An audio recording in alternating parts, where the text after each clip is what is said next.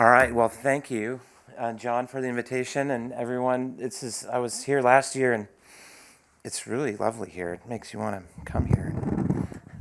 We walked through the park, and it smells like eucalyptus. And I'm not an immunologist, John, but I play one on TV. And it's interesting. I do have immunology background. I did my PhD in immunology in like the late 1990s. And it's kind of stuff comes back, that stuff I hadn't thought about in 2 decades now becomes really important as we think about gene therapy things. So it's just my disclosures here. Just to start with this, the universe is expanding, and so it's my task to talk about DMD therapies, and we have 30 minutes. Which is not very long. So this is just an interesting image comparing the Hubble Space Telescope and the Webb Telescope. And it seems like we live in this world where our universe and our mind is just blown every time we go to a meeting, and there's more to talk about. And we're really not going to be able to get web level detail today. We'll hopefully talk about a few things that are interesting. And so I'll just start off talking about some of the approved therapies or the nearly approved therapies for Duchenne, talk about the details of the FDA approved, I shouldn't have done these things late at night, gene therapy, that probably spend some significant time on that, and then just talk about safety in gene therapy for a little bit. So since I'm first, I put in one slide about DMD. Hopefully everybody here knows DMD because we're not going to spend more than this very introductory slide, right? We're an X-linked disorder, about 1 in 5,000 male births caused by mutation in the DMD gene. It's the largest gene in the genome. It's freakishly large, like 2.5 megabase long of genomic DNA for that gene. But the overall disease is progressive muscle atrophy and weakness that really clinically manifests around age 4 with gait problems, progresses over time to wheelchair use in the early teens, and then cardiomyopathy and respiratory problems become big problems. And people now surviving into mid-20s and early 30s, even longer sometimes. So that's the very basic DMD. And then we're just going to spend the rest of the time talking about disease treatment. And you can think about those probably in different ways. Disease modification therapies, and corticosteroid has really been the mainstay of that for many years now, and we think a lot about that. But we have prednisone, and we have deflazacort that's approved by the FDA, and now we have vamorolone that's recently approved by the FDA as sort of corticosteroid. Givinostat is an HDAC inhibitor that's pending review at the FDA. And we have a number of sort of so-called failed therapies. These are just trials we've been a part of at Utah, but it's a Dalafield trial. We had a myostatin trial. We had a utrophin upregulation trial. There's lots of different ways to try to modulate progression of this disease, and some have been more successful than others. Even these sort of so-called failed therapies may have a role as we can start treating the underlying genetic problem, and then perhaps go back to some of those things, which weren't all bad ideas. And then we have these sort of gene modification therapies. This would be things like nonsense read-through or exon skipping, where not gene therapy in the classical sense that we're replacing a gene, but gene therapy in the sense that we're modulating either the expression of a gene or other aspects of its genetics. Then we have now just gene replacement, right? If you don't have the DMD gene, we'll just put one back in there. It's a simple problem, right? So I did want to just review some of the basics. So oral corticosteroid has been the mainstay of treatment for a couple of decades. And now at this point have multiple choices of what sort of steroid that we could think about. Deflazacort is approved by the FDA for the indication of Duchenne muscular dystrophy in 2017. Vamorolone's approved by the FDA just a few weeks ago. And overall, I think there's some things that are the same about them and some things that are different individually. They benefit strength and motor function. They prolong ambulation, which is where most of the study work was done early on, especially in prednisone. And there's no good data around starting or stopping rules, right?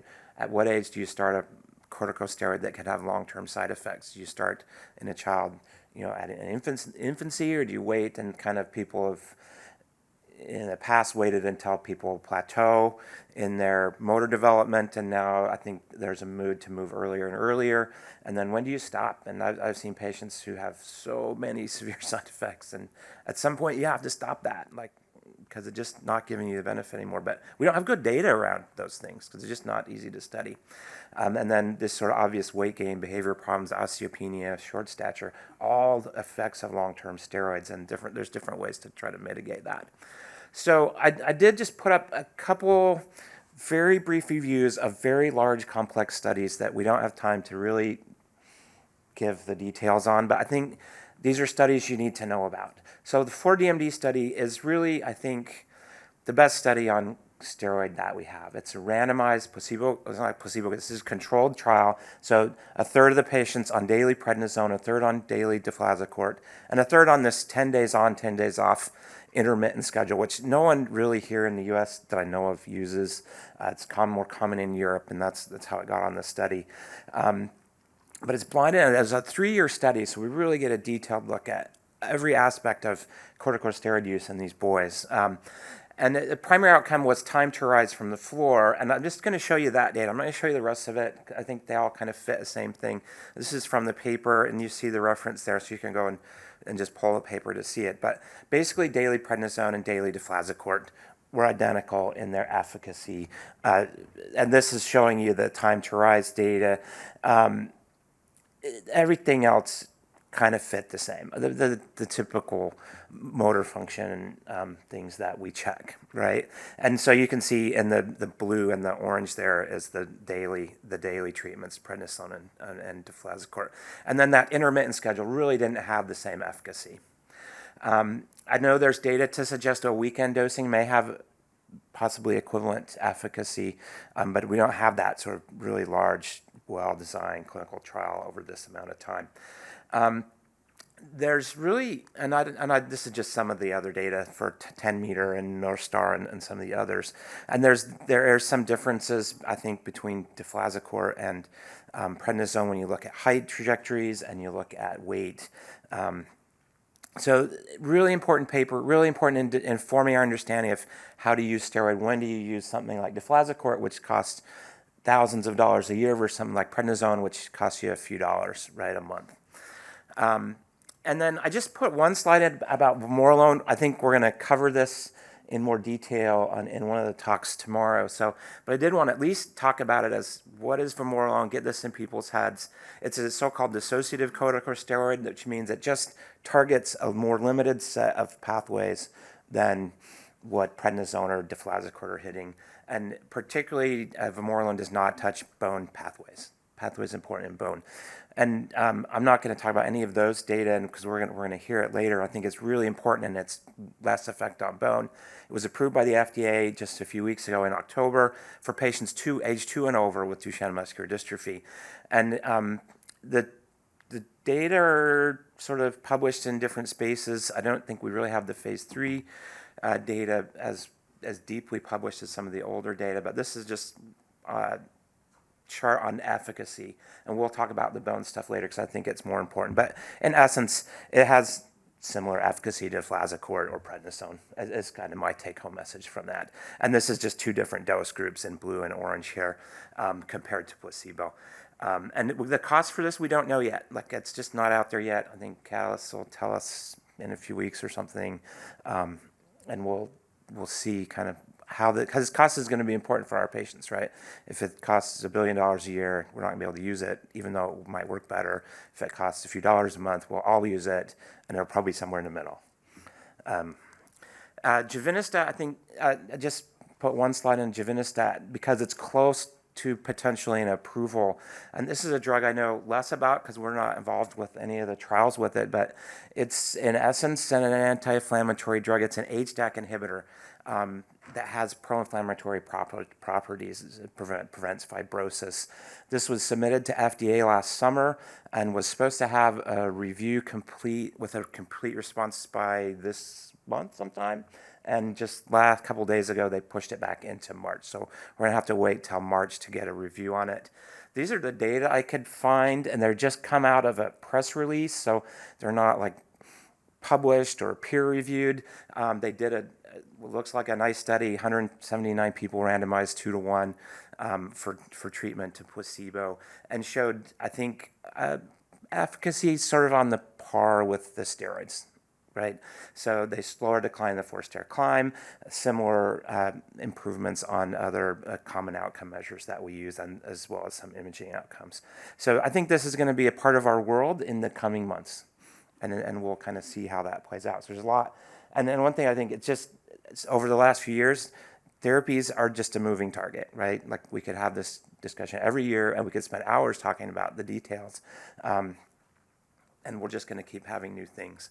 So as we sort of shift that focus out of disease modifiers to genetic medicine, I think this is just a good framework to have in your mind. Remember the central dogma of genetics, that we have information flow from DNA to RNA, and then through the translation process into a protein. And we can intervene at any of those places, right?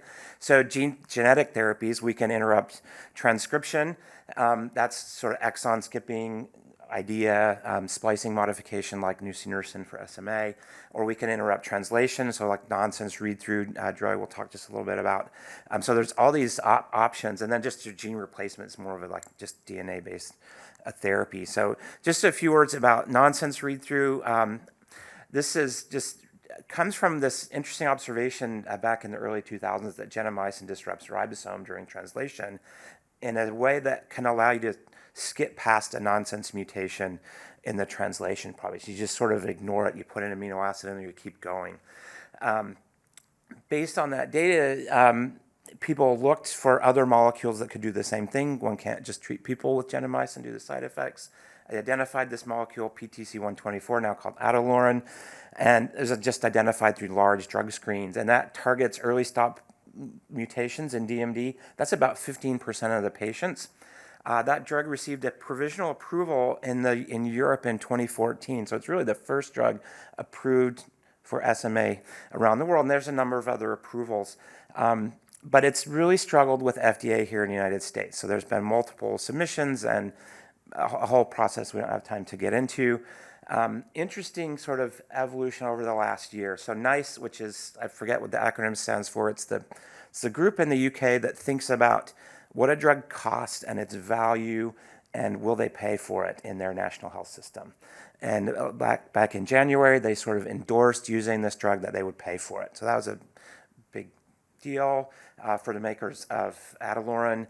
But later in the year, based on a phase 3 trial data that was released back in 22, a full review was requested both at FDA and EMA recommended withdrawal of the approval. And it's an early, provisional approval. They didn't feel like the data measured up, and they're still kind of back and forth with an appeal on that decision. And with FDA, we're still kind of not there yet. So this drug has maybe a signal there, but it's not a super strong signal, and people have disagreed about its efficacy, and so we kind of wait to see that play out. Exon skipping drugs, we have 4 approved exon skipping drugs for exon 45, exon 51, and exon 53. These are antisense oligonucleotides. You can use them to modulate splicing of a gene. And the idea here is that we restore the open reading frame. So if you have a mutation that disrupts the reading frame, we skip the adjacent exon, restore the reading frame, and have a truncated dystrophin protein, but you have a dystrophin protein at all. These are approved for exon 51, about 10 to 15% of patients, and exon 53 and 45, 8 or 10% of patients. So really 25% of the patients have an approved therapy that could potentially have a significant clinical benefit. And that's a lot when you take them all together. So this is the structure. If you want to start drawing structure, I like the chemical structure of things. It's basically a 20-something base long segment of somewhat chemically modified RNA, right? So eteplirsen, we'll just spend some time on eteplirsen. I think the other exon skipping drugs fall into a similar sort of space as far as their efficacy and other things. So eteplirsen was approved in 2016. So really almost we're 7 years into this now, approved for anyone with Duchenne that has an exon 51 skippable mutation. And this is just a couple of quotes right off the indication that make it a little difficult for us to get this drug to patients. This indication is approved under accelerated approval based on increased dystrophin in skeletal muscle, but clinical benefit has not been established. And that's just based on the regulatory framework around how the drug was approved. It was on that dystrophin biomarker. And as we get into these other genetic therapies, like the gene therapy, they're approved under that same model. They increase dystrophin expression. And to sort of use the regulatory language, there's a pretty clear correlation to clinical benefit, we think, expected clinical benefit from increased dystrophin, right? That seems pretty rational.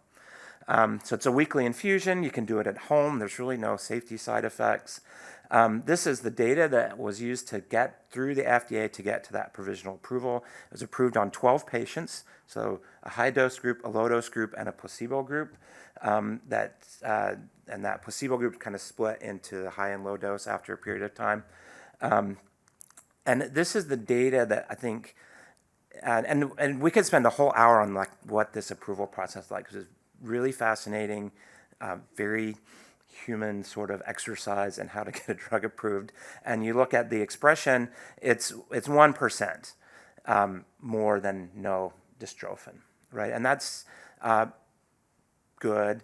And then the data, I think that people really got their attention is this 6-minute walk data. So if you watch these kids out for 4 years and their 6-minute walk times are declining, but not really at the same rate as like a somewhat matched control.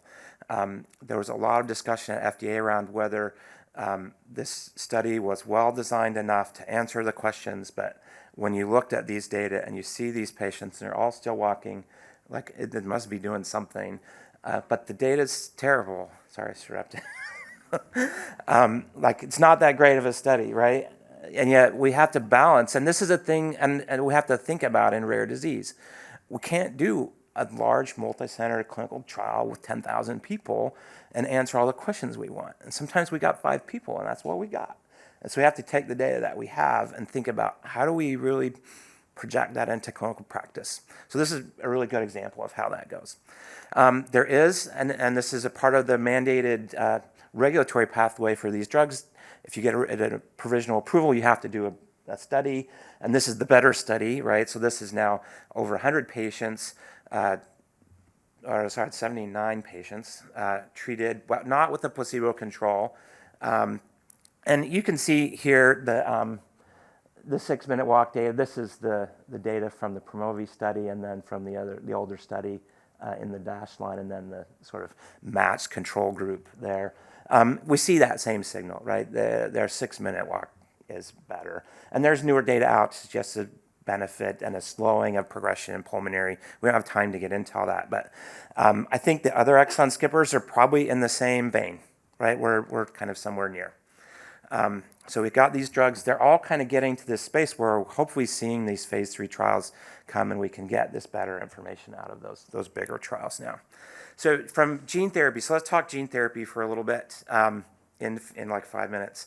So gene therapy is using a virus to deliver DNA into a cell. That's what viruses do. They've had 1 billion years of evolution to teach them how to do that. They're very good at that. We are not very good about putting the gene we want inside that virus and getting it expressed, but we're starting to be able to do that. I think we're very successful at doing that in SMA because it's a small gene. In Duchenne, it's a lot harder because it's a very big gene, and we have this vector, and really you need 3 parts for gene therapy, right? You need a vector, you need a vehicle to move that gene into the cell. In this case, an adeno-associated virus. It carries a small payload, like 4.5 kb. If you take the whole cDNA for DMD, it's like 14.5 kb, so you really have to cut out 2/3 of that gene to get it packaged into an AAV. And there's different types of AAVs that you can use that kind of target different spaces, and the different gene therapy programs have slightly different capsids that way. But there's other parts to that gene therapy that matter. So the promoter matters, like which tissues do you want to turn that gene on?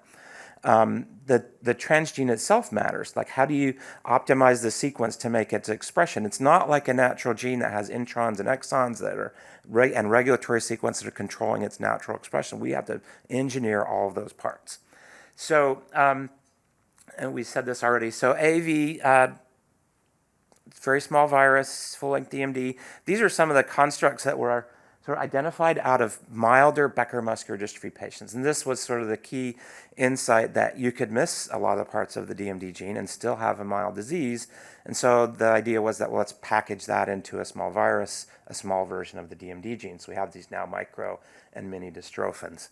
And people have been working on this for decades now to try to come up with how to do these things. So this is just a representation of like Sarepta's current gene therapy, but also the others. Sarepta's now FDA-approved therapies called delandistrogene moxeparvovec. It uses an AAV called RH74. It's approved for ages 4 and 5 years old with Duchenne, and that was approved on a smaller trial. I'll show you some of the data from that, and then a phase 3 trial that just has some new data out on that. But there's other gene therapies out there as well. So Pfizer's for deastrogene moxeparvovec. I don't even know if I got that right. It's an AAV9. They have a phase 3 trial that's going, and we should have data on that probably like this time next year. Solid's been involved with this for a while. They started with an AAV, I think it's AAV8, even though I put 9 on my thing there. Had some issues, and they went back to vector development. Like, can we get a better capsid protein? And there's a couple others moving. So there's all this sort of interest in moving gene therapy forward. They all use different transgenes, slightly different variations of that construct of the DMD gene. And I just want to kind of run through like what's on the label for the approved gene therapy, because we learned some things from doing that. So one, it's approved for age 4 and 5. 2, it's based on the microdystrophin expression. So it's not based on a clinical outcome. It's based on that biomarker. And we have to do more studies, and that more study is EMBARK. We just got some data from Sarepta a few weeks ago on that. I'll show that to you. So but this is the data that went to FDA. This is from the FDA's briefing document, so it's their interpretation of the dystrophin expression. And what you see in the pink is one manufacturing process for the gene. So a whole group of patients got gene therapy that was grown up in a lab in a bioreactor with one process, so they call process A. And a whole other group got this differently manufactured gene therapy. This is, I think, a thing that we don't often think about, like, what does that manufacturing mean? For a small molecule, it probably doesn't matter. You just build it in this lab or you build it in that lab and you come out with the same molecule. For gene therapy, it matters really a lot because you have empty capsids, you have partial genes stuck in those capsids, you have a lot of different factors that go into that manufacturing. So this is a thing to pay attention to. For these two manufacturing processes and the dystrophin expression, they look probably pretty equal. And you can see that remember that for the eteplirsen, the exon skipper, we're like 1% dystrophin, like way down here. But we're in the 40, 50% here. So that's really pretty big deal. But also we noticed, like, look how variable it is between patients. Some patients get a huge amount of dystrophin. Some patients get very little dystrophin. And that may be an issue of sampling, like which muscle we looked at. It may be an issue of inefficiency in some way of the vector in certain patients. We don't know a lot about why that variability. These are the data I think kind of led to that approval only in 4 and 5 years old. So this is the North Star outcomes data in these patients. In the 4 and 5 year olds, and you can't even see that, there he is. In the 4 and 5 year olds and the treatment and placebo groups in red and blue here, you can see a nice separation in 4 and 5 year olds over a year, and in the older patients, we don't see that same separation. So a couple things about how we dose these things. So we can't dose a patient with a virus that you have antibodies to, right? Because you'll just inactivate it and it won't work. So you have to test for the AAV. And then a comment about the dose. So 1.33 times 10 to the 14, you have to try to figure out what that means in numbers, and we don't understand numbers like that. The best number I could figure out is like the U.S. national debt, which is a 10 to the 13 number. So think a national debt times 10, that's the number of virus particles we're delivering. And that's not just the number of virus particles, it's the number of vector genomes. So we measure this by the amount of vector genome, not by the amount of like empty capsid that might be in that product. So you may be getting a huge protein infusion. It's unlike any infection that you've ever had, right? This is 1,000 trillion virus particles. And as we think about side effects, we have to think about that because we have these models in our brain about autoimmunity or transplant, and these aren't like any of those things, right? And it's just a continuous IV infusion. It's very anticlimactic, right? We just do the infusion and we all go home. There is some contraindication for patients with deletions of exons 8 and 9. That's due to risk for myositis. I'm going to say more about that in a minute.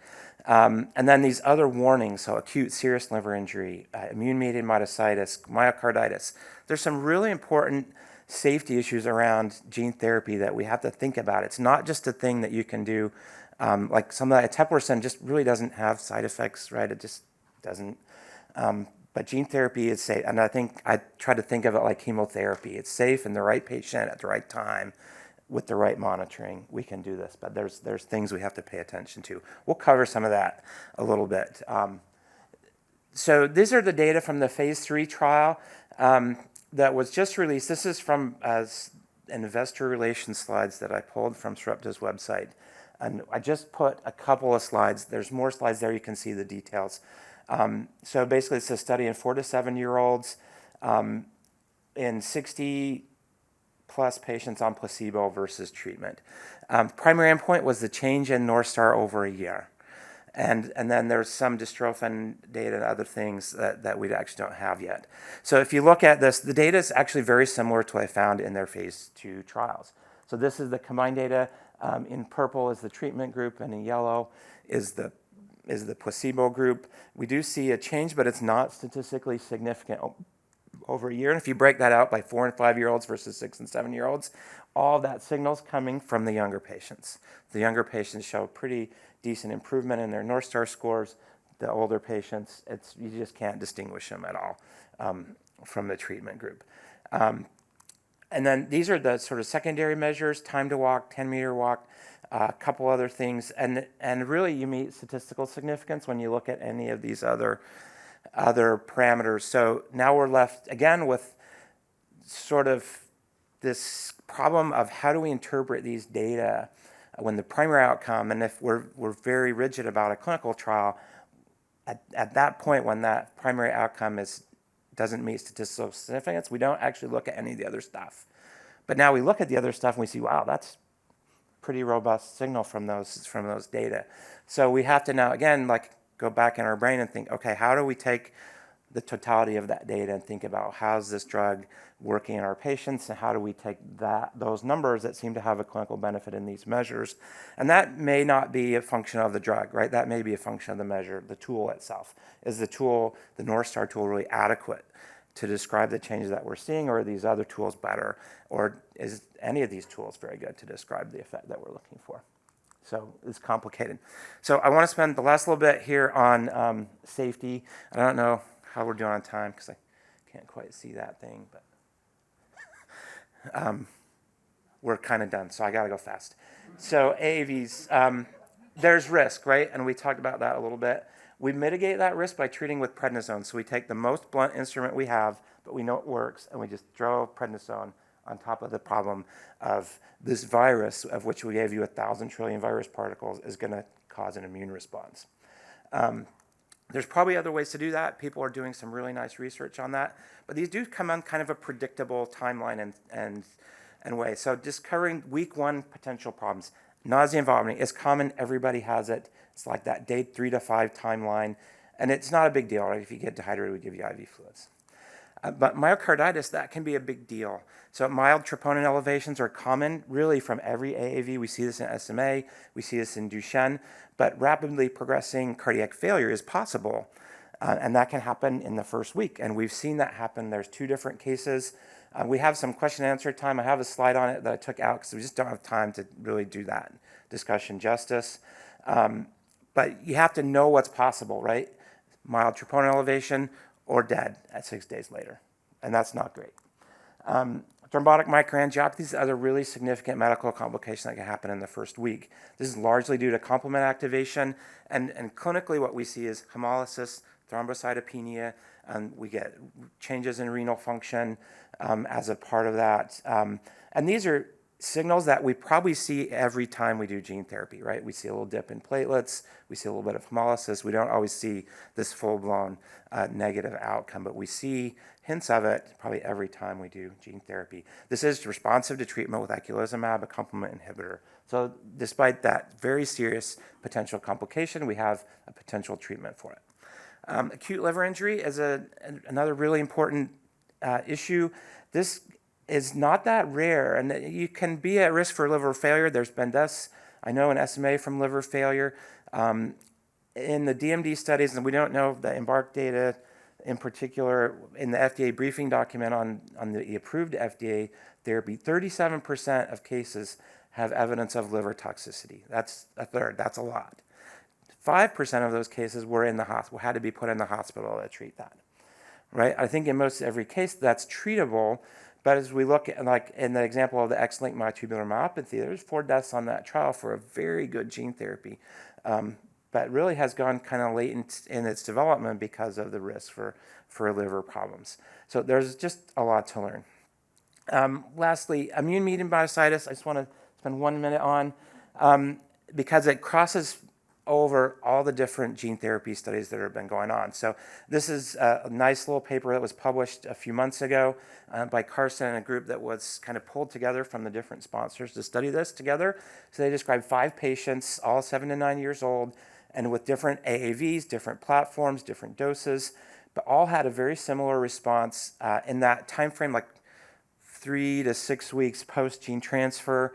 And it's really terrifying if you sit down and look at what happened, but very severe, rapidly progressing muscle weakness leading to loss of ambulation. And this is in younger kids, so not expected for their natural history. Also, weakness in bulbar function. In 2 cases, they needed to go on non-invasive ventilation to maintain their respiratory status. In 1 case, had to be intubated. The story I've seen in one of the patients is they're sitting with mom in a restaurant, and now they just tip over and can't move. Like it's like that rapidly progressive, over hours. So this is really important. In the way that we think of our clinical flow, we keep these patients so close to us in that first week because we're really worried about this. But this is a time point where maybe that, especially in Utah, so that patient might be 5 or 6 hours away from me now. And so we need to really think about how do we manage this type of potential side effect. If you remember, for Sarepta's gene therapy, there's an absolute exclusion, contraindication for patients with deletions in exons 8 and 9. That's because of sort of what they observed in these patients. They all share large deletions in the proximal end of the gene. And there's an area of overlap. And these are the constructs of the 4 different transgenes that are in that study. And these are the deletions, so you can kind of see there's areas where there's genetic material in the transgene that's not present in the patient. And so there's not an immune tolerance to those sequences, and you basically drive a T-cell mediated immune response to that, to those parts of the gene, right? And particularly that are centered on exons 8 and 9. There is a sort of not contraindication, but a caution on the label for the Sarepta product on exons 1 to 17 and 59 to 71, I think it is. But also, these are parts of the transgene that might not exist in a patient if they have the right mutation, but do exist in that transgene, so you can drive an immune response to that. So very important thing. These patients were treated with kind of a variety of different immunomodulatory pathways and recovered, hopefully mostly. I don't think we know a lot about that, like sort of long-term recovery from those things. So just one last slide to talk about the changing landscape, right? How do we think about a medicine we give once with lifetime effects? Do we think about it like a small molecule, like aspirin, or do we think about it like a transplant? I think we should think about it more like a transplant. This is a lifelong thing. How do we balance risk and benefit? And are we really ready to accept long-term risks? And this is not a space we've lived in before where a therapy we might give a patient might cause long-term problems for the patient. That's just, and people in cancer have lived with these problems for years, right? This is not unique to us, but now it's the thing we have to have in our brain. And how do we mitigate these serious side effects? How do we consider the basic information? Like, how do we decide what to do based on the information we have now? And this was sort of the example of a Tupperson, right, where we got 12 patients. They're all still walking 4 years later. It's a terrible study design. But while you look at it, like, wow, that didn't happen by accident, right? Like, and so how do we use the data we have in a rational way? And this is going to be a problem, especially as we get outside of Duchenne and SMA that are more common, where we're not going to even have 12 patients, right? We're going to have a handful of patients. So there's really important things we need to think about. And as we think about treating patients, I have a gene therapy I can give right now. I have an exon skipper I can give right now. I have a couple of studies that are coming. Maybe I have a next generation exon skipper, which we didn't talk about. And how do I counsel a family on what to do today when I can't really know what's coming exactly in the future? Maybe there's something better. It makes decision making really hard. Lastly, the cost is high. So gene therapy for SMA is $2 million. And these are just some of the gene therapies approved for different indications over the last year. The new DMD therapy is $3.2 million. So how do we deal with that now if it's approved for many, many, many patients? And how does the medical system adapt to that high cost? And we don't have an answer to that. So that's just a couple things to think about. We'll have a whole session with questions. So maybe turn it to the next person. So thanks to Dr. Butterfield for that overview for Duchenne. And then Dr. Parsons is going to give us kind of a similar type of talk about SMA, the landscape of treatment. I get the honor of trying to speak on the behalf of all of those of us that live in the world of measurement and how we're kind of looking at both those patients with SMA and with DMD. And so I'm hoping that I'm able to show you all where we are in this space. We know our patients are ever changing and evolving. And so when I really sat down to kind of talk about this talk, I really took a step back of a big kind of overview and went, wow, we as assessors, the evaluators, those of us watching change in these patients, we're evolving too. And this is coming from someone who does not like change, right? I mean, it's one of those things that's been really interesting. The other thing that I've been so very grateful for is those of us that have come before us and have established such a strong history of assessment in these patients. I'm stepping into some other areas of rare disease and where they're kind of bringing on all these new gene therapies. And I am so struck by the fact that those patient populations do not have the sound history that we have the luxury to have in Duchenne and SMA. They're trying to find these outcomes to use in these gene therapy trials, and they don't even know what their patients look like because they didn't have this really, spectacular work that we've been really fortunate to have. And so we know what our patients look like from a natural history standpoint. We have established outcomes that have been well used and well evaluated, and we have that history and those lessons learned. And so I'm very thankful to all of you, many of you that are in the audience that have kind of helped us establish that. But our patients today, they don't look anything like when I started 20 years ago. My patients with SMA and Duchenne do not look like what they look like 20 years ago. I mean, they're different, right? They're evolving, they're changing. So we have to think about how do we move forward. And then when I put this talk together, I came up with all of these questions. And I'm sitting here and thinking about when I think about assessing a patient with Duchenne or with SMA, these are all the things that come to mind. And one of the first things I really do think is that when we think about the international network that we have, trying to find a consensus of what do we measure, what is important, how do we keep that the same across centers, and then not only multidisciplinary centers that maybe have some experienced therapists or evaluators within their settings. We also now have clinicians who have one patient with DMD on their schedule. They were graduated with a generalist kind of degree. There was no specialization in school about Duchenne. What is this kid supposed to look like? What is this adult supposed to look like? What should I expect? And so we really have to think about those kind of, when I say untrained, I don't mean that they don't have the skill set to treat a patient, but they don't have the clinical experience that some of us have the luxury of having and can help base our decisions about and we think about assessment. Are we starting to think about using unvalidated scales?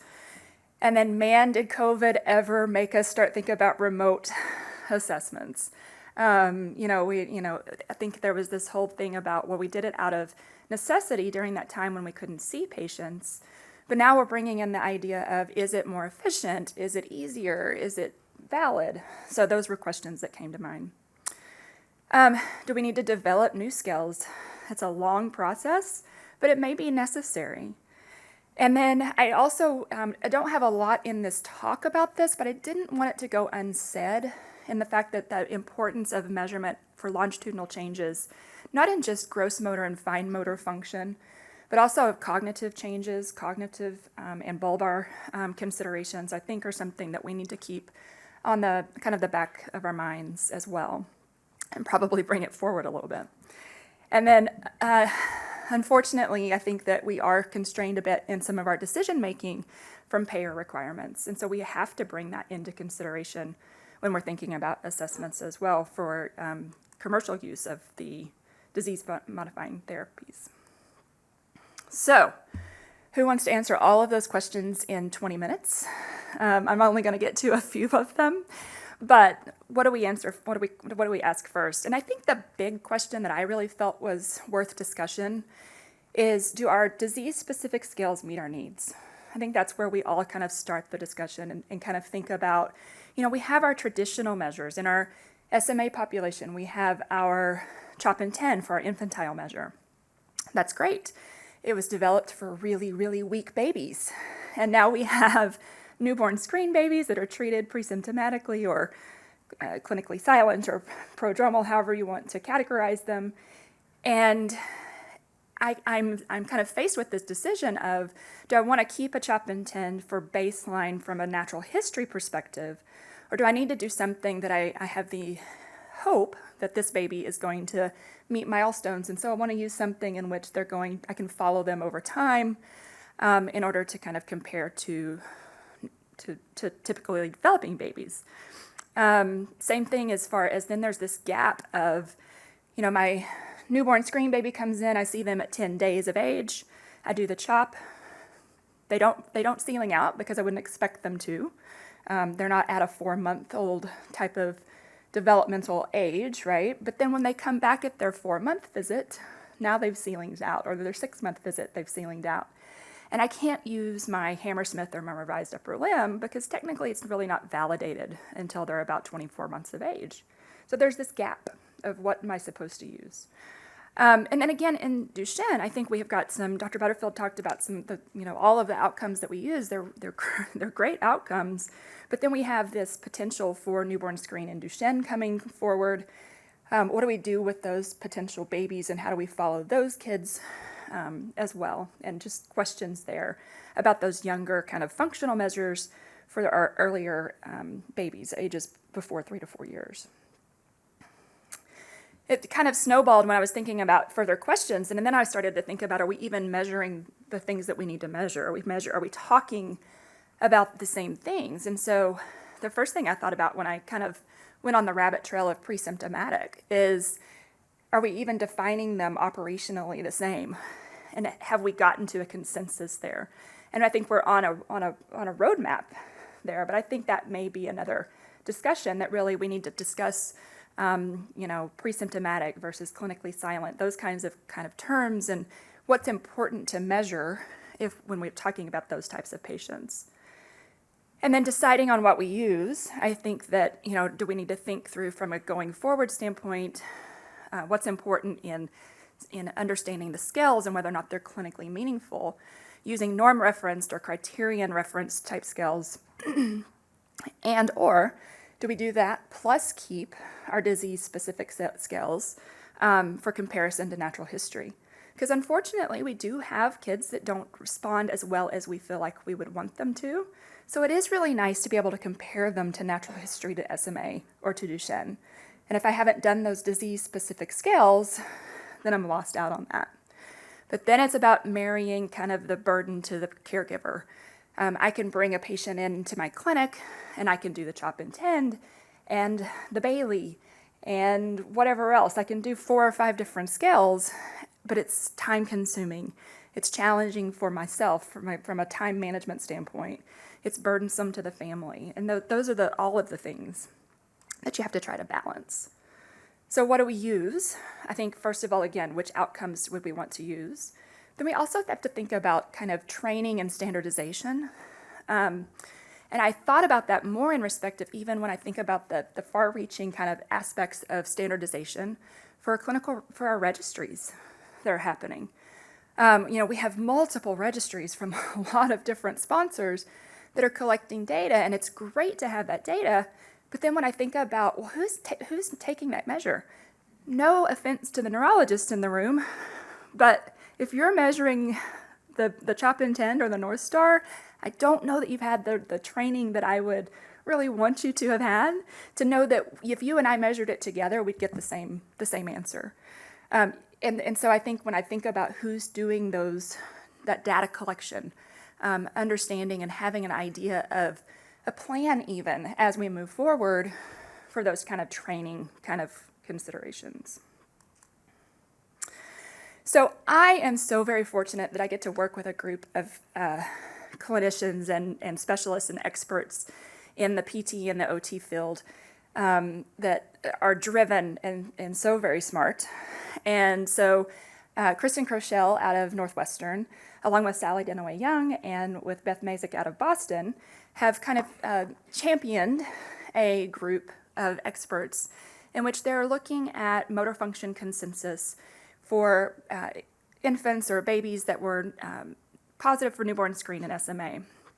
And so they have put together a group of individuals that are really looking to identify a core set of motor function outcomes, hopefully to follow those patients over time and identify what they look like, but also so that we're all measuring the same thing and then reducing the amount of burden on families, patients, and clinicians.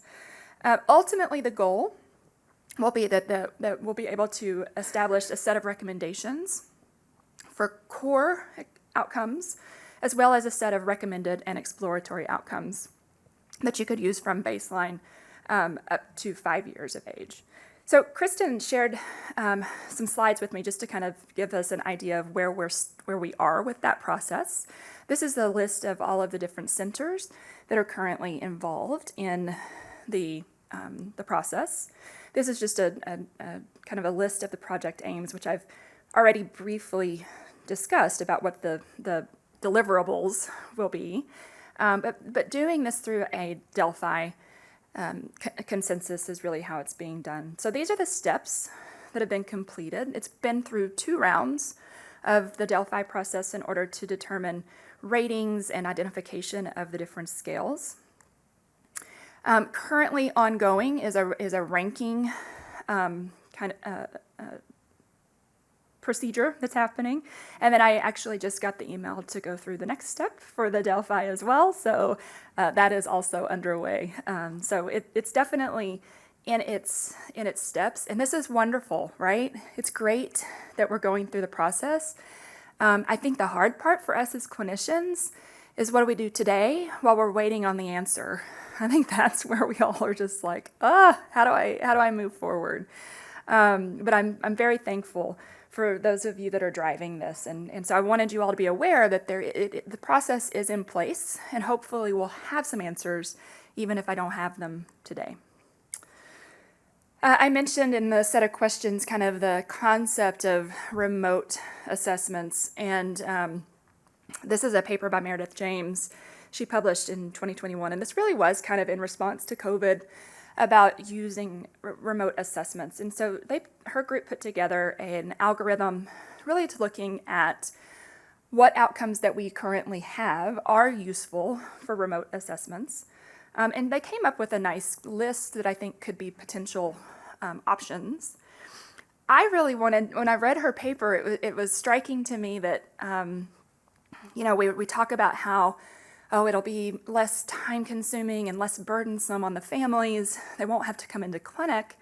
But when they really spoke in the discussion about the challenges of these remote assessments, it really struck me, because the biggest challenges they found were, first of all, in the areas where you want to use this, there's not sufficient broadband or internet. in order to perform the assessments. And then the second thing, parent-caregiver comfort with technology. So are we really lessening the burden on the caregiver? If they're anxious about having to set up the call, if I have to tell them, I need you in your environment to find a 5x5 space where they have adequate room, I need you to find this set of equipment so that I can keep it standardized, am I really making it less burdensome on the caregiver? And so I'm not saying remote assessments are not possible. I'm just saying I think that yes, we think all of this, there's lots of opportunities, but don't forget some of the key things that may be influenced from patients and from their families and caregivers. Another part of Meredith's paper, I'm kind of transitioning over into that idea of how do we train our evaluators. And they spoke a little bit in their paper about their experience with in clinical trial prep and training, and how they had transitioned during COVID to remote training for their clinical evaluators. And so this is an actual quote from the paper that said, while there's an assumption that online training represents an easier, more cost-effective alternative to face-to-face training, they found that remote training was very time and resource intensive, particularly for those brand new CEs who had not been previously trained. And I will tell you that in my experience, in which I've had some with comparisons of face-to-face versus remote training with evaluators and therapists who are trying to learn skills and learn handling skills, our therapists are very skilled individuals. We are good at what we do. We know how to analyze movement. But there is a very distinct part of learning how to, assess patients in a way in which can really much better become from discussion with experts. And that doesn't happen as well remotely as it does in a face-to-face environment. Tina Duong put out a paper in 2021 where she had a group of therapists who had been involved in clinical trial training for clinical evaluators, and really talked about the fact that there really does need to be a set of required guidelines for training for those of us that do assessments. And it really doesn't matter how experienced you are. I've been doing this, I mentioned, for 20 years. I'll watch a video of me doing an assessment yesterday. There are so many things that I either, I drift. I forget to look at this or I forget to look at that. And I need reminded of that on a regular basis. I consider myself experienced. I consider myself really knowledgeable. But I also know that I need that redirection. And that's where training, I think, is really important. And so considering that. And so I'm really happy that Tina has that paper out to kind of give us a guideline of where we might start. The other couple of things that are coming about are some online resources, which I think are really nice, online and in person. The first one here, Step In SMA, is a really nice curriculum in which individuals can go through specialized training for SMA, for assessment and management of patients with SMA. They go through a pre-recorded set of modules that's self-paced learning. And then afterwards, they come together for a three-day course in person where we bring in patients, and they actually have kind of the hands-on ability to see patients alongside an expert and have that discussion and that hands-on training. And so it's a really nice model. It is a model that takes dedication. It's not a one-day CME kind of course in which you sit and learn. There's a lot of steps that go into Step In. The other one is a very newly, I actually think she maybe just launched it last week. The Pod NMD website, Anna Mayhew out of the UK launched this, and it's a nice resource for outcomes for neuromuscular disease as well. So we have some resources outgoing. I just wanted to make you aware of those. Yeah, it is kind of hard to see where we are. I think I'm okay on time. Moving forward, when I think about functional outcome measures, I think that it's really interesting that we're also starting to think more and more about wearable sensors, and I'm really pleased that we are thinking that way.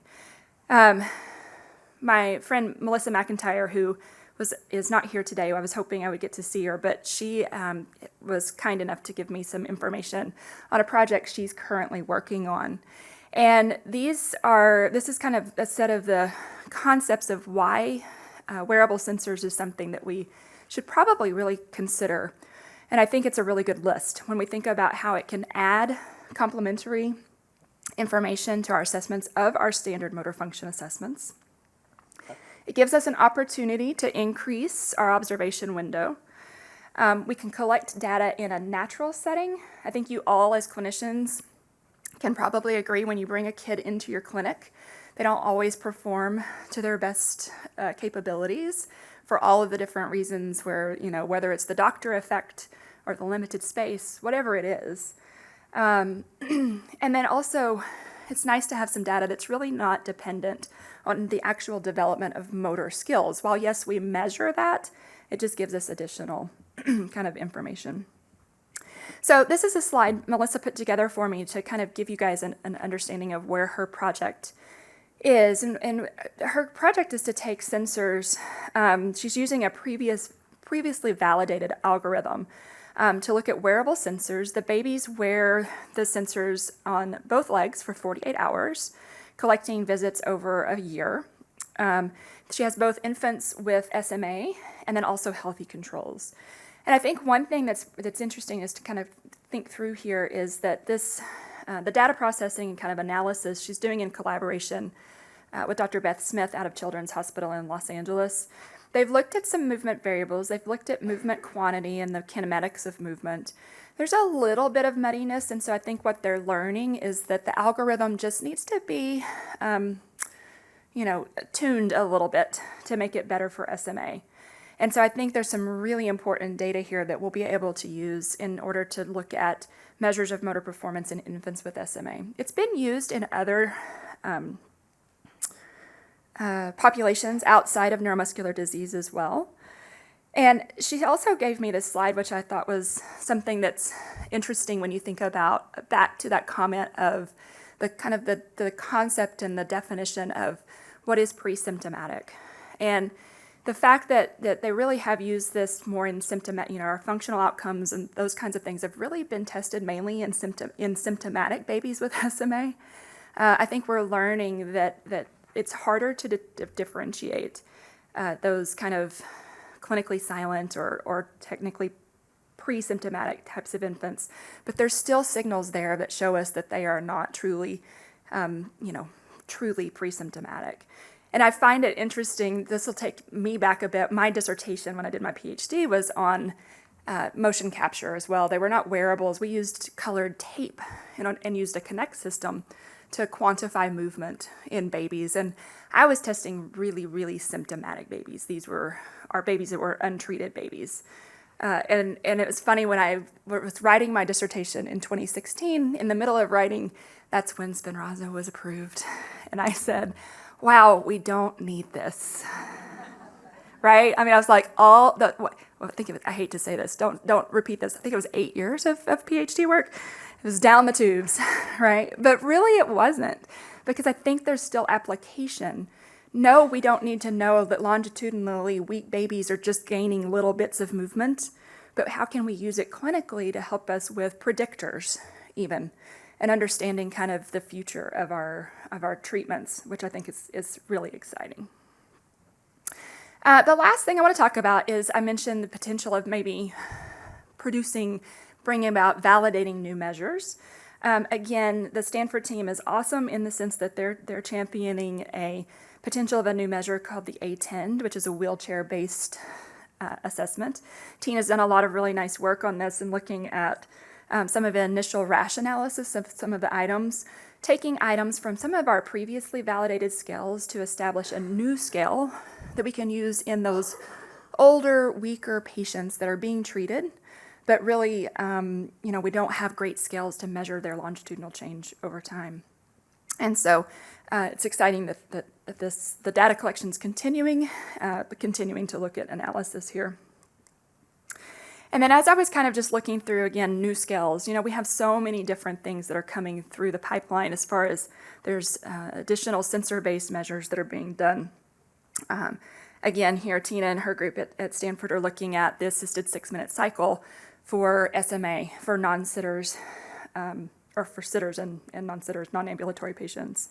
And then the group out of Nationwide also had done some validation work on a composite scale, the GRO. And so there's new measures that are out there, which I think is really exciting. So I love what I do, right? I don't know about you guys, and it's kind of like eating chocolate. Sometimes I feel like I just can't keep up, right? And so I feel like we're all, we have so many questions to ask. We have so many things that we want to answer.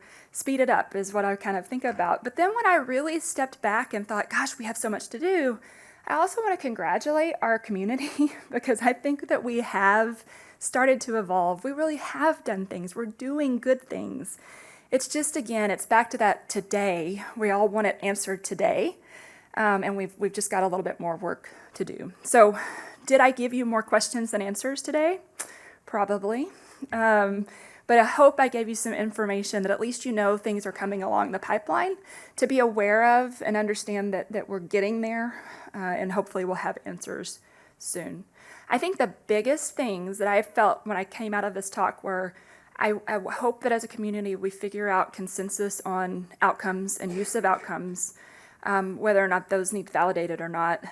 And then when I talked about education for training our therapists and our evaluators, I think that's important. Then I realized we need education for our payers as well. I feel like that's another kind of important component that where we have a big need. So Russ got the sexy portion of the panel because DMD is really highlighted now, right? SMA was kind of the shining star, and now it's maybe slightly eclipsed by DMD. But gene therapy is still a pretty sexy topic. I'm actually going to be sort of a utility player and cover a lot of topics really quickly, and part of that is that I think we want to have some time for questions at the end and have some discussion. So my learning objectives are going to be in very quickly, very high level to review some of the combo therapies for SMA, look at some adverse events, and then really more importantly start talking about infrastructure as we end up using gene therapies. So this is old news about the FDA-approved therapies for SMN-directed therapies. There are investigational therapies for SMA now with phase 3 trials. So the Sapphire trial looking at apitegromab, Resilient trial looking at taldefgrapep, and the Manatee trial looking at the Genentech product in combination with risdiplam. Each of these trials are ongoing now, and I think that they will be supplementary or helpful as we have some SMN, some non-directed therapies that will be helpful. These 3 therapies are based on myostatin system, and injection and infusion has a little bit of a different time frame. Combination therapies, which is what everybody wants to know about, actually, we really don't have great data for combination therapies in treating SMA. So it was interesting that Crystal Proud and her friends, group of friends, went through and looked at, in the Restore registry, looking at how do we even talk about therapies. We talk about sequential therapies, we talk about combo therapies, we talk about add-on therapies, but we don't really have a consensus about what that even means.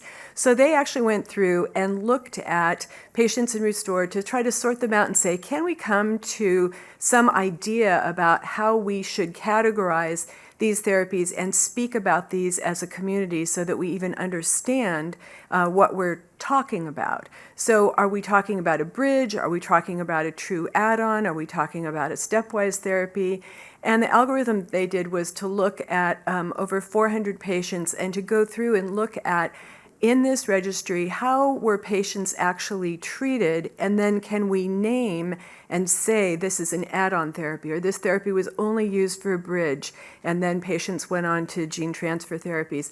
And I think that this is kind of an interesting idea. It still, to me, is a little bit complicated, but it's an interesting idea to go through. And then, importantly, looking at, because one thing that we have to look at is what's happening in the real world now. Once we do have FDA-approved therapies, how are we as a community using these therapies? And so to me, the last column about combination treatment groups was kind of interesting to say, look, we have patients who are treated with gene transfer therapy.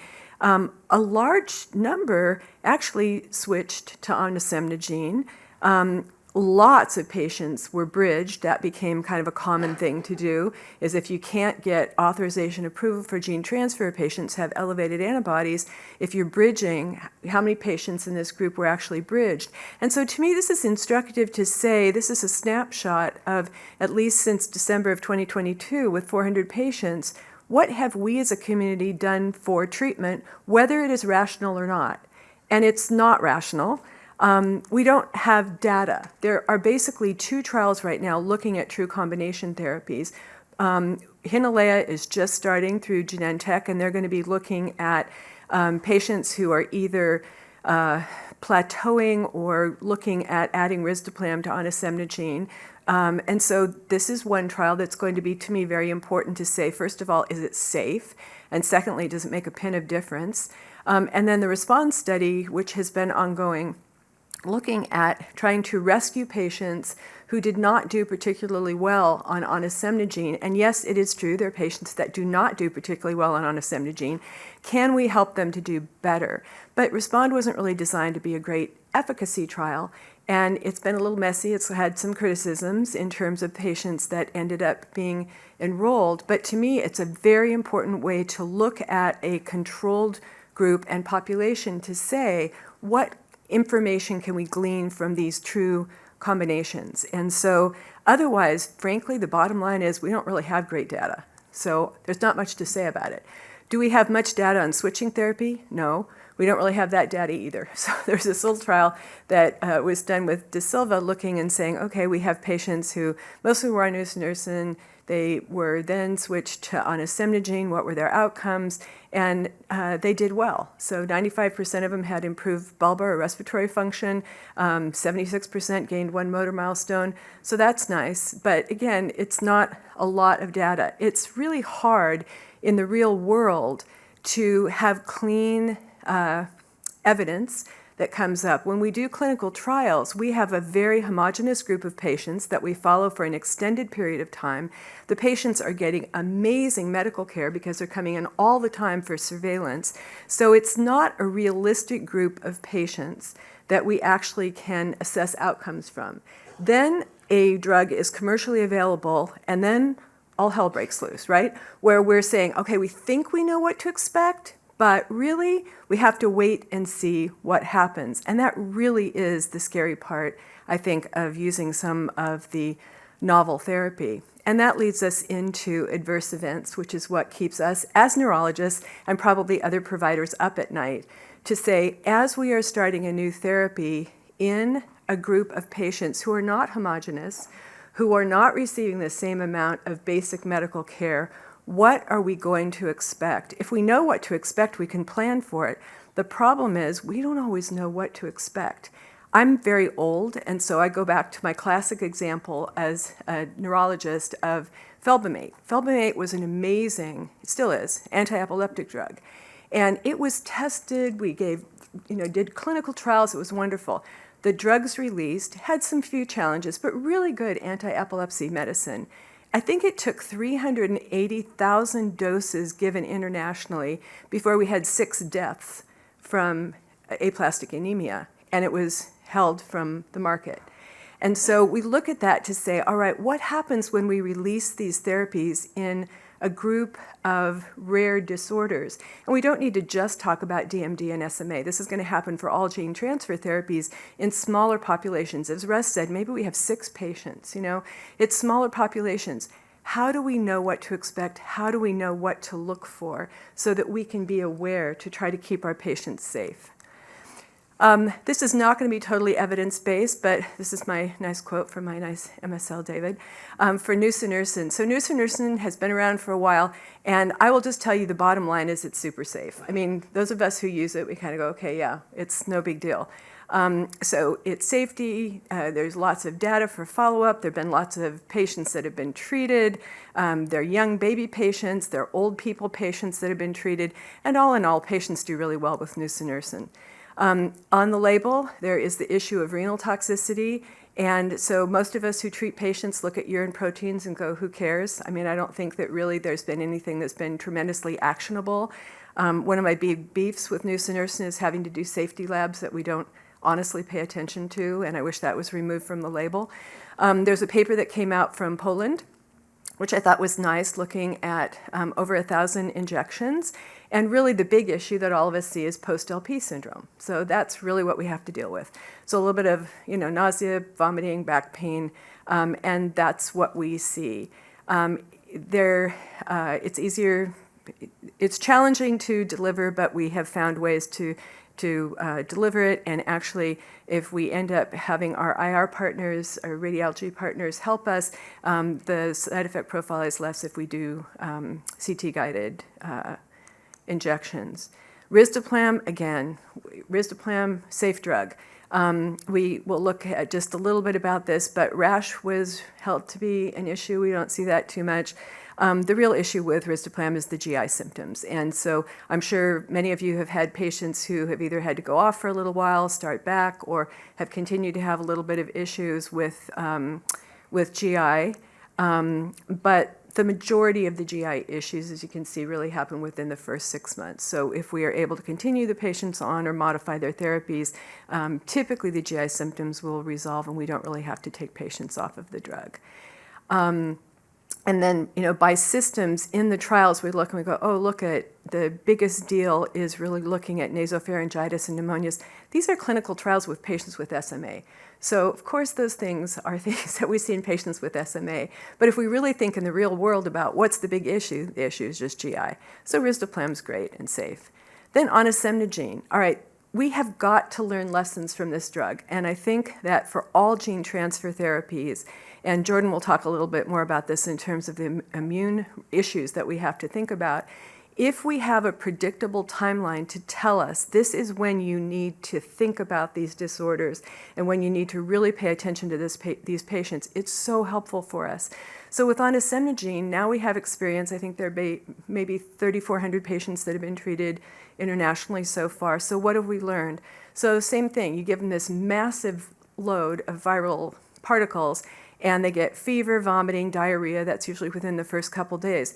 Now, I have to say, when we first started treating kids in these little brand new newborns, these brand new babies that we were just diagnosed because this is an emergency, it's like you have a newborn baby with a fever, the first thing you do is admit them. Okay, maybe now we're slightly more cavalier about this, but it's still a brand newborn baby. And for Russ and I, where we practice with the Rocky Mountain region, it is not unrealistic that patients are 12 to 14 hours away from our institutions in rural communities.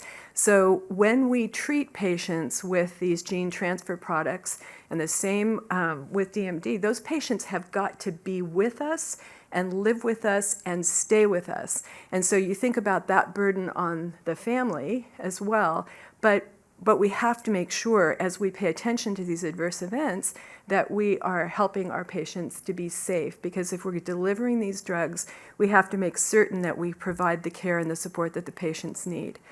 The thrombocytopenia within the first couple of weeks, TMA, can develop as well, week 1 to 2, and then transaminitis and liver injury. John actually presented this, I think, in looking at the post-marketing safety of gene transfer therapy. And this is another little lesson that I think I've learned over time is as we have these study patients and we follow them over years, what do we hear at every meeting? No new safety signals, no new safety signals, no new safety signals.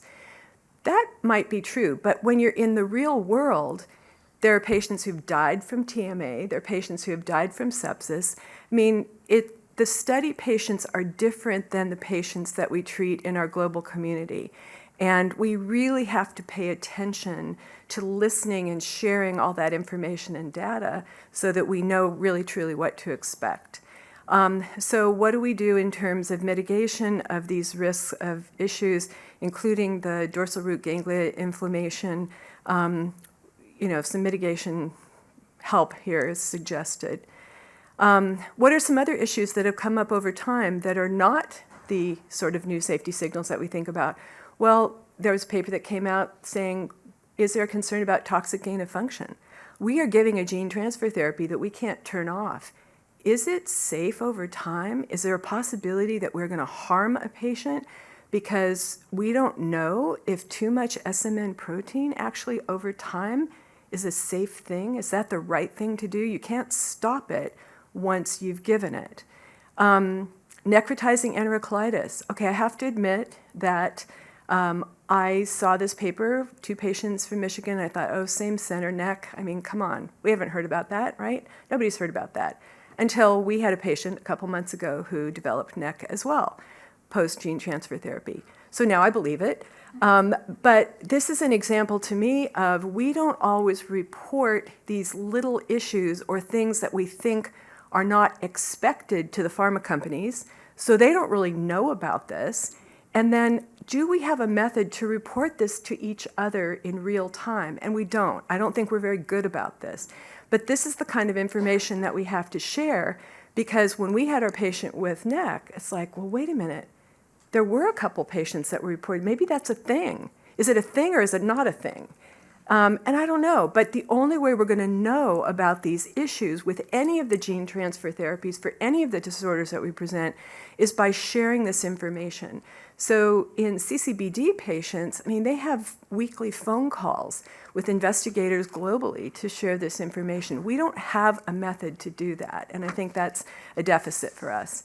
And then more recently, you probably read that there was a patient who had a spinal cord epithelioid tumor, and the concerning thing about this is, this DNA, this AV vector DNA, was actually found in the tumor.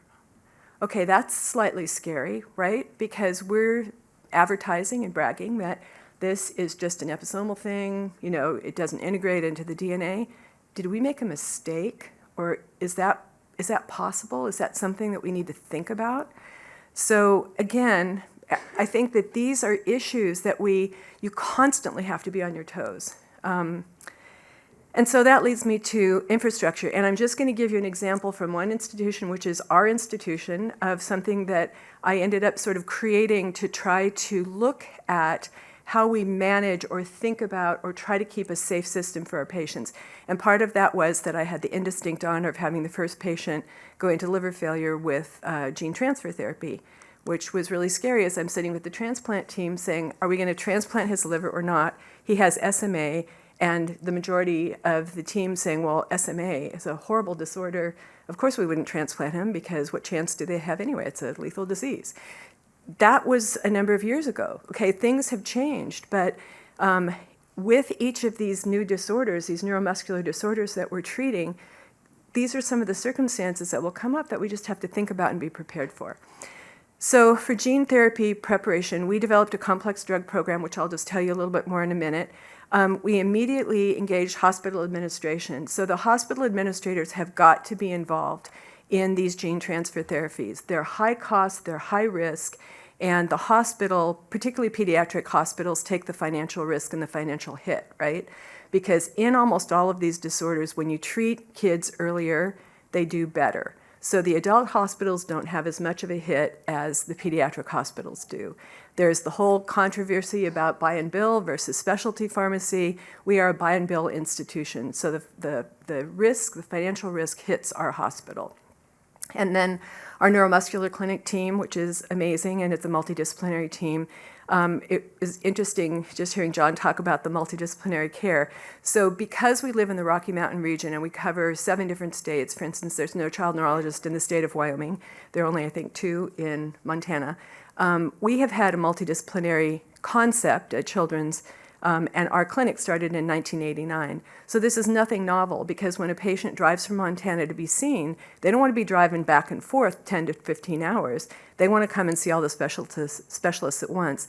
So many of our multidisciplinary clinics for cleft palate and spina bifida are all, they have a long history of providing multidisciplinary care. So it's been long established, which I think is really interesting, because I think the quality of care has been great for that reason. We also have to alert and educate all of our providers. Who gets the phone calls in the middle of the night with a patient who's had gene transfer therapy at a pediatric teaching hospital?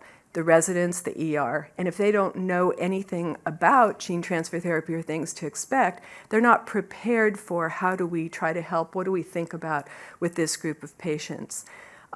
We have to educate patients and families. So particularly our families need to have a health passport. They need to have their access information for their providers, because the patients and families need to be able to advocate for themselves, particularly when they're going into small rural community hospitals with, this is what has happened, this is who I am, this is my genetic background, and these are the people who can help me. And then ethics, and then the gene team that we formulated to help with this as well. So with our complex drugs program, criteria for our program is that the drug that is given has to be expensive. It has to be given to a medically complex patient population. The patients can receive the treatment either on an inpatient or outpatient basis, and particularly to attain 340B pricing. I'm sure all of you have this as well. We try to do it on an outpatient basis. And then there has to be a complex authorization process. So when we have an FDA-approved medication, we bring that to the complex drugs medical directors, and now co-directors are myself for neuromuscular, and then we also do epilepsy because I'm in a neurology department, and there are lots of new epilepsy meds as well, and our business director. We then have to vet whether or not this drug meets our criteria to be enrolled in our program. If it does, then we assign a lead MD, and that MD then is responsible for operationalizing, I think that's a verb, operationalizing the distribution, and that means connecting with hospital leadership, with the pre-authorization process, with finance, with government affairs, have to alert them automatically, with the pharma company, and with scheduling. They also then are the pharmacy representatives, so going to the P&T committee, going to state medical board, doing any of the drug utilization reviews, so they're the knowledge expert for this agent. And then from a clinical standpoint, how do we clinically safely deliver this medication or treatment?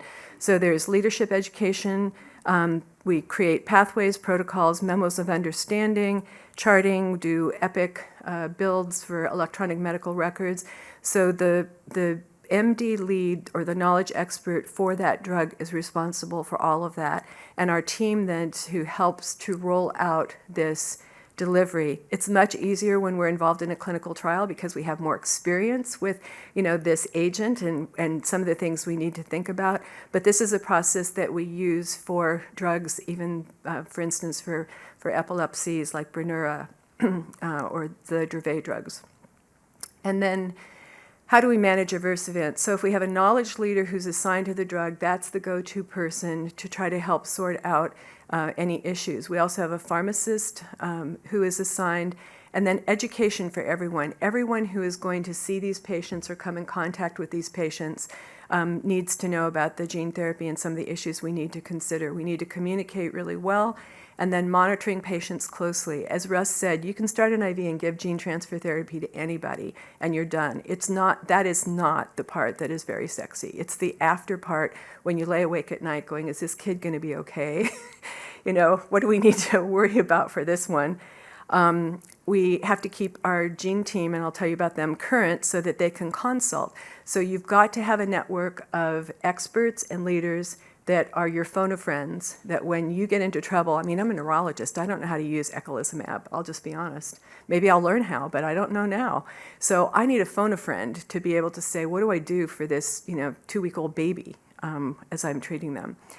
And then we have to learn from each other so that we have a timeline of adverse events and we know what to expect. So as these new agents roll out, that we can say, all right, we know at week 3, this is when we really need to focus, or we can start breathing by week 12 and feel pretty good that we're not going to have anything disastrous happen. The gene team is a team, and this is our mission statement, that I think it's been 3.5 or 4 years now, right, that we've been running, that we established for the reasons that you can see here, and I don't need to read it all. But this to me was a team of experts to bring together to say that we need to have somebody in the hospital who knows about gene transfer therapies, and frankly, we share this so that if somebody in Hem-Onc has a patient who has a neurologic issue, they may call me. If I have a patient who has a cardiac issue, I will call them. We meet on a monthly basis and we share information, stories, genetic therapies, so that we all are aware of what's happening in each of our subspecialists. So this is not subspecialty specific. It started out of neuromuscular, but it really now is hospital-wide. And I think it's been a really interesting, really important group to have. So these are some of the members that are represented. So for instance, when we started looking at on ascendogene, saying we've got these little kids, they all need their vaccines, we have them on steroids, what do we do? So our infectious disease consultant then, would be able to make a policy. This is how poor Jordan Abbott got brought into the whole experience, because all of a sudden there are these immune reactions that we have, and is there a way that we can tell or measure? Most of the clinical trials had nothing looking at immune markers. So if we're having these effects now, is there a way that we should be monitoring patients? Should we be doing additional lab assessments to say, how can we predict if a kid's going to go sour or not? Is there a way that we can do this? And again, I'm not an expert in every one of these areas, so we need to help each other. As we generalize gene transfer therapies, Russ went through and gave the pricing for some of the other specialties that already have active gene transfer therapies. How do we help each other and learn from each other? Because there are final common pathways. So philosophy about gene therapy, I say be very, very respectful. I am not a proponent that gene transfer therapy should be delivered in any context, in any facility. I think that you have to be very careful.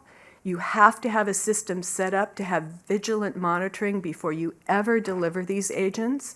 There needs to be good education across our medical community and our patient community in terms of what the issues are about gene transfer therapies. We really have to be well prepared, and that takes a lot of time and energy before we deliver these agents. We need to stay current, and you have to have the lifelines established before the emergencies happen.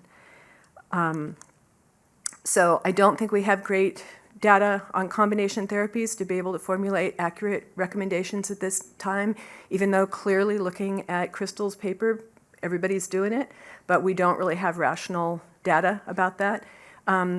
Adverse events will continue to come up over time, and we really need to be vigilant to follow up on patients to know about this, but we also really need to share that information and to bring up any issues that are even questionable that come up with gene transfer therapies. And there will be new things that emerge.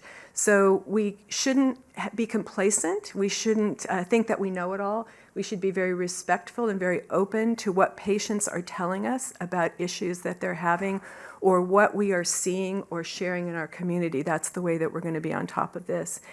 And then I really do think it takes a team that's composed of diverse memberships to provide the high-risk care for complex patients. We have to leverage all of our strengths to be able to go forward with all of these gene transfer therapies. And again, not just DMD or SMA.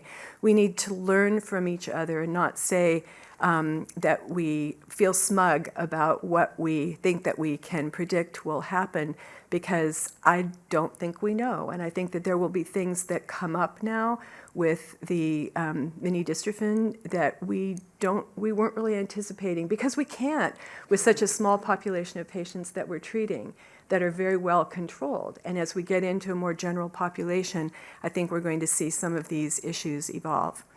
So with that, in speaking of subspecialists, I'm going to introduce Dr. Abbott, who is an immunologist who's been on our gene team since the beginning.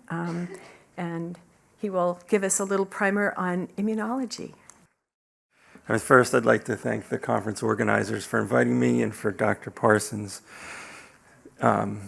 conscripting me into the gene therapy team. It's been a fun ride, and I've learned a ton from just coming to meetings like this and speaking with all of the experts in this field.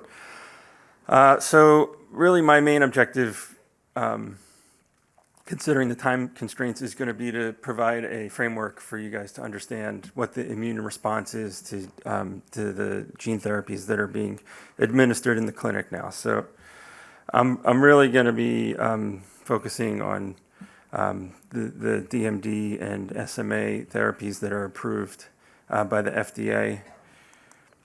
Just first, so just a little primer on AAV, because that's what we're responding to.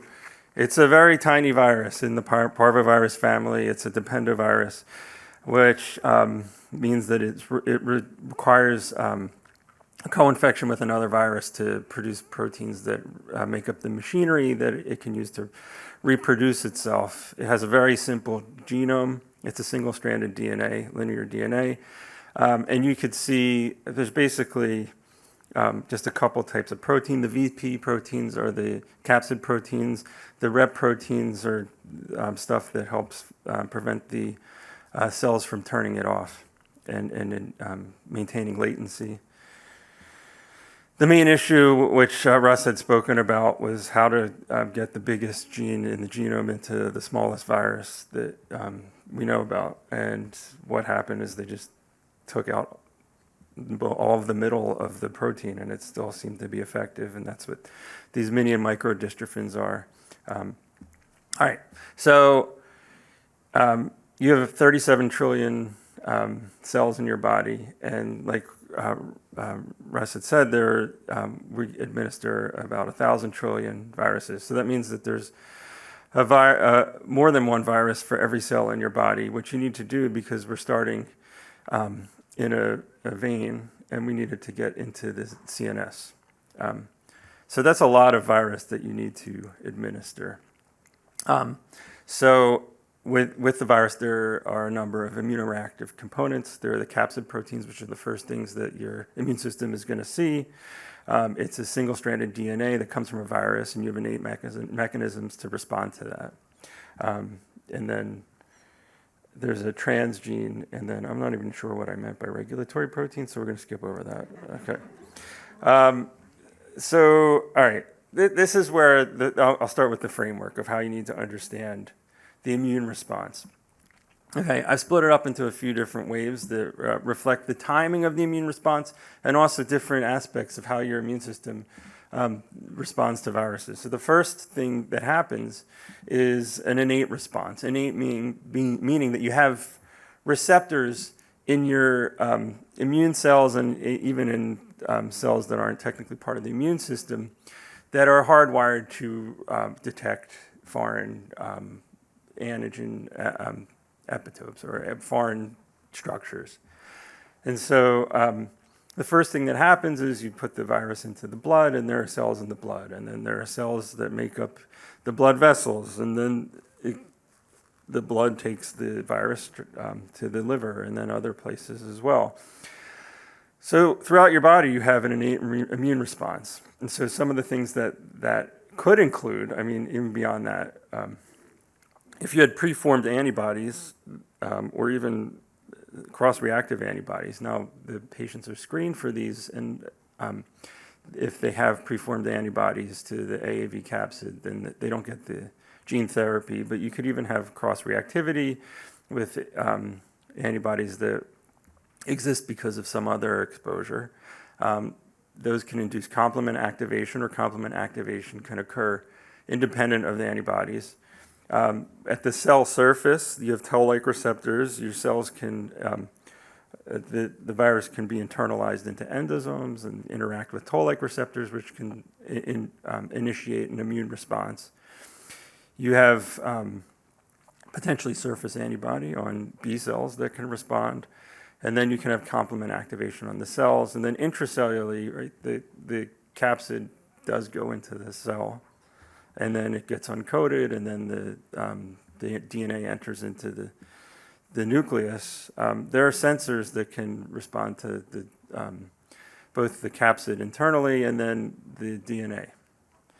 And so there are multiple layers of an immediate immune response, and you see an immune response instantaneously within hours of administering the virus. So following that, and this is more of a delayed immune response than the initial innate immune response is this second wave. And that's the initial adaptive immune response. What happens is that the viral particles will be brought to an immune organ like a lymph node or the spleen, and then will be presented to B and T cells. And then B and T cells can start responding to specific parts of the virus that they specifically can recognize. What occurs at that point is you start producing IgM, and that's when you'll start seeing IgM specific to the virus. And then you can also generate some effector T cells as well, and a little bit of IgG as well. Once this activation occurs, though, there's another process that starts to be formed, which is the third wave we call. And we're still doing the second wave. Okay, so I forgot how I categorize these. So beyond that, you start forming germinal centers where you start to make high affinity antibodies against the virus, and then produce more and more memory B cells, and then cells that can become long-lived plasma cells, and enter into the bone marrow and produce IgG against the viral capsid in perpetuity. The third wave is some of these memory cells, right? Now you have not only the capsid that you're responding to, but you have this protein that possibly wasn't produced in the past, and you have no central tolerance to, where now you have CD8 T cells that might recognize that and might see that it's being expressed all throughout the body. And that's where you can get a memory cytotoxic response that can kill cells that are producing the virus. I mean, not the virus, the transgene, sorry. All right, so this is sort of the timing of how these would happen, right? The initial response it's immediate, this innate response, and then it lasts possibly to 2 weeks. But in that first week, towards the end, you're also getting that initial adaptive immune response. And then you have, and that's your second wave. And then there's this third wave that's probably around the second week where you have this prolonged, first you start reacting to the transgene itself, and then you have this prolonged production of antibodies against the capsid. And potentially you could have reactivity against the transgene itself, but if you develop tolerance, then that should wane over time. And so there are various obstacles that the immune system introduces into this problem of delivering gene therapy to these patients. And there are strategies that try to circumvent all these. So the first is that I'm focusing on here is the adverse events that can occur that are mainly driven by the immune system itself. But also the long-term response prevents you from being able to redose the gene therapy, or can cause decreased efficacy if you're killing the cells that are producing your transgene, and then they won't persist. So these are some of the immune mediated responses to gene therapy, and I'm not going to talk about them all, and Russ and Julie have recovered a lot of this, and so hopefully we can get to the question and response section pretty quickly. But there are some others. The only one that wasn't mentioned were there have been cases of hemophagocytic lymphohistiocytosis, which is basically a cytokine storm issue. But TMA, it's the triad of thrombocytopenia, hemolytic anemia, and uremia. And so there have been reports throughout the development of these drugs of patients that have had TMA. There was the timing was established to occur in about the first week, and it was associated with a decrease in complement proteins, which indicates consumption of the complement proteins, which indicates that there is some sort of activation of that cascade that has led to their degradation. How the incidence of this phenomenon is not completely clear, but it does appear to be a rare event, but something that you do need to watch out for. In the onasemnogene studies, there weren't events reported. However, post-marketing, I think there have been about 32 cases, and that might be an underestimate reported. When it was reviewed, it was felt that maybe 15 of them were real. And that's out of 3,400 patients treated. And so it's less than 1%, but it could be around 0.5%, right? Which would put you at 1 in 200 patients. And there was one patient that died, but most of the others, it's treatable with a complement inhibition with eculizumab. So initial DMD trials reported TMA as well, and it was actually at a much higher incidence than in SMA. And so, I mean, I'm not sure how accurate this is, but gives you a perspective on how frequently you might see TMA compared to other things. So in general, it's very rare, and it's orders of magnitude more common following gene therapy, but it's still a rare outcome. Hepatotoxicity can occur as well, and this occurs at around 1 month. So this is probably a CD8 T cell mediated response, and it's not part of the innate immune response. And so you see very large increases in the AST or ALT in quite a significant number of patients that have received DMD gene therapy. This was actually an SMA report, and so it was up to 5%. This makes sense because if you look at the biodistribution of onasemnogene, all the way on the right there, that's the liver, right? So a massive amount ends up in the liver, orders of magnitude greater than other tissues. So that's where you have a lot of the transgene being expressed, and the immune system will target that. And then other rare events include there's a report of HLH, and then I guess now it's 3 full-term infants with necrotizing enterocolitis, and possibly there will be more. And so I just wanted to show this figure that came from the Barry Burns group in Florida that they just published,